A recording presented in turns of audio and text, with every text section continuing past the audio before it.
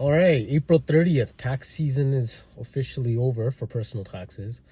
If you felt like you paid a lot of taxes this year, you're looking to reduce that, now's the time to take action. Don't wait until December. Don't wait until next year. There's things you can do now that'll make a significant impact.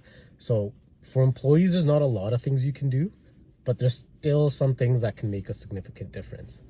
For example, the first thing I would do, if you are eligible for the FHSA account, the first time home buyer savings account, I would open that account up right away. I'd start contributing to it monthly. You can contribute $8,000 per year. I wouldn't wait till the end, like till December, to all lump sum that in. You know, finances can get tough. I would put in $1,000 a month right now, each single month for the next 8 months, May to December, right?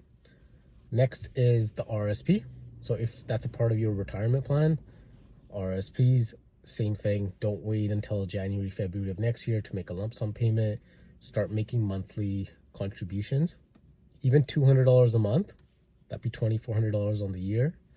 If you're at a 50% tax bracket, you're looking at saving $1,200 in taxes next year. If you're a business owner, that's a whole different ballgame. That opens up a lot of other possibilities for you to do tax planning.